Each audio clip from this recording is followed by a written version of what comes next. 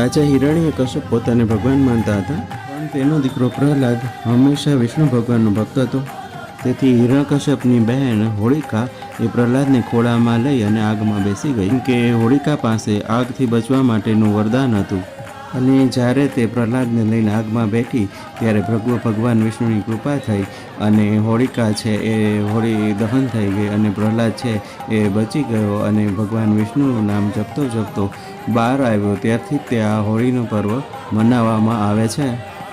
તેથી આ પર્વને હંમેશા બુરાઈનો અંત અને સચ્ચાઈનો વિજય એ માટે થઈ અને ઉજવવામાં આવે છે.